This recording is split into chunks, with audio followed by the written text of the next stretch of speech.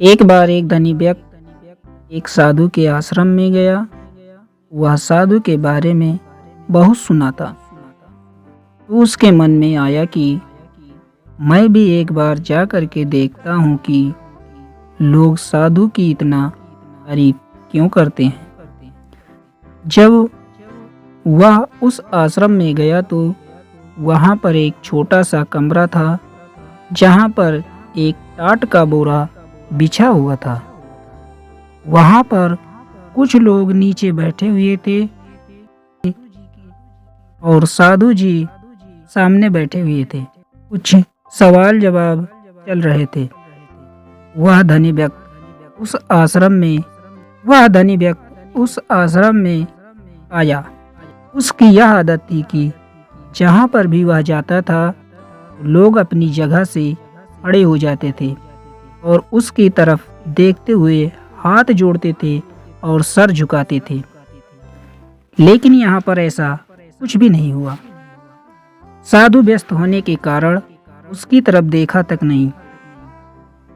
तभी धनी व्यक्ति को लगा कि यह मेरी बेइज्जती है और वह इस बात से गुस्सा हो गया। धनी व्यक्ति ने थोड़ा गुस्से से साधु की बात को बीच में काटते हुए कहा, मैं आपसे कुछ कहना चाहता हूँ। साधु ने उसकी तरफ देखा और बोला, आप थोड़ी देर रुकिए, पहले मैं इनके सवाल का जवाब दे दूं, उसके बाद मैं आपसे बात करता हूँ। तब तक आप अगर चाहे तो आप बैठ सकते हैं। बस साधु का इतना कहते ही धनी व्यक्ति का चेहरा गुस्से से लाल हो गया और फिर उसने अपना सारा गुस्सा उस साधु पर निकाल दिया। जो अभी तक वह धनी व्यक्ति बहुत तमीज से पेश आ रहा था, लेकिन अब वह तुकार पर उतर आया। धनी व्यक्ति ने उस साधु को कहा, तुझे पता भी है मैं कौन हूँ और तू इससे बात कर रहा है? साधु ने उसकी तरफ देखा और कहा, मुझे इससे कोई फर्क नहीं पड़ता कि आप कौन हैं, लेकिन आप जो कोई भी हैं, अगर आप चाहते हैं कि मैं आपके सवाल का जवाब दूं या आपसे बात करूं, आपको कुछ देर रुकना होगा। साधु की यह बात सुनते ही धनी व्यक्ति गुस्से से पागल हो गया और वहीं सबके सामने चीखने चिल्लाने लगा, अब मैं तुझे तेरी असली औकात दिखाऊंगा। तूने मुझसे पंगा ले करके ठीक नहीं किया। तुझे पता भी है मैं तेरे बारे में क्या सोचता हूँ।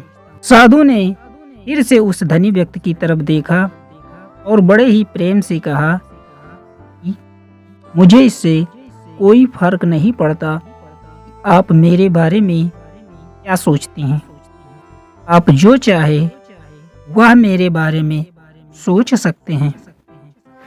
फिर धनी व्यक्ति ने कहा कि तू चाहे सुनना चाहता है या नहीं, लेकिन मैं तुझे यही सबके सामने बताऊंगा कि मैं तेरे बारे में क्या सोचता हूँ। तू कोई साधु नहीं है, तू एक बहुत ही घटिया इंसान है। तू एक ढोंगी है, पाखंडी है और यहाँ पर जितने भी लोग बैठे हैं उन सबको बेवकूफ़ बना रहा है।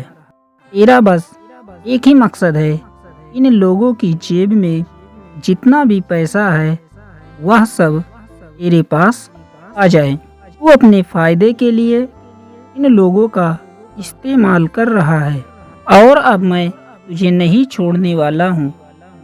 पूरी दुनिया के सामने तेरा पर्दाफाश करके रहूँगा। लेकिन उसके इतना बोलने के बाद भी हल्की सी मुस्कान उस साधु के चेहरे पर बनी रही। यह देखकर धनी व्यक्ति और भी मिला उठा और उसने कहा, अब बहुत हो गया। अब मैं यहाँ पर एक मिनट भी नहीं रुकने वाला। लेकिन अभी भी तेरे पास मौका है। अगर मुझसे माफ़ी मांगनी है या मुझसे कुछ कहना है तो कह सकते हो। इतना सब होने के बाद भी साधु के चेहरे पर एक मुस्कान थी और वह बिल्कुल शांत था।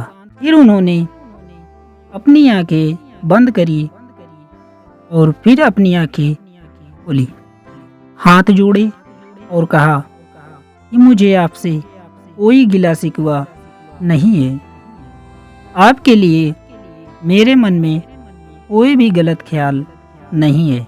जो भी मेरे बारे में आपने कहा वह आपकी अपनी सोच थी। मुझे तो आप में कोई भी बुराई नजर नहीं आती। मुझे आप बहुत ही भले इंसान लग रहे हैं। और साधु के इतना कहते ही उस धनी व्यक्ति का दिमाग सातवें आसमान पर पहुंच गया और उसके चेहरे पर एक अजीब सी खुशी भी थी, क्योंकि उस साधु ने वही कहा जो बाकी सब लोग उस धनी व्यक्ति को कहते थे।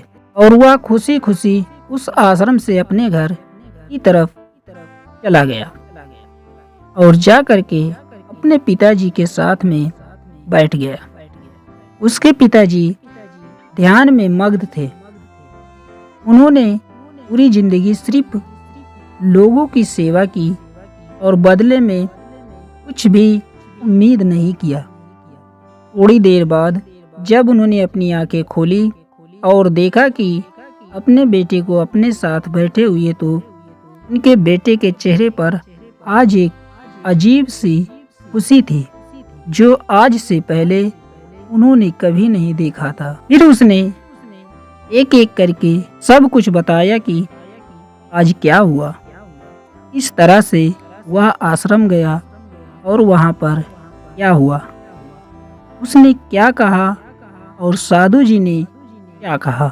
जब उसके पिताजी ने पूरी बात सुनी तो थोड़ा सा मुस्कुराए और अपने बेटे को देखकर बोली कि उन्होंने तुम्हारी तारीफ नहीं करी, क्योंकि उन्होंने वह नहीं कहा कि जो तुम हो, उन्होंने वह कहा कि जो वह खुद हैं। और तुमने जो भी कुछ उनको कहा वो नहीं कहा कि जो वो हैं, बल्कि तुमने वह कहा जो तुम खुद हो। यही बात वेदों में भी कही गई है, यथा दृष्टि तथा दृष्टि। यह दुनिया में वैसी नहीं दिखती जैसी यह दुनिया है।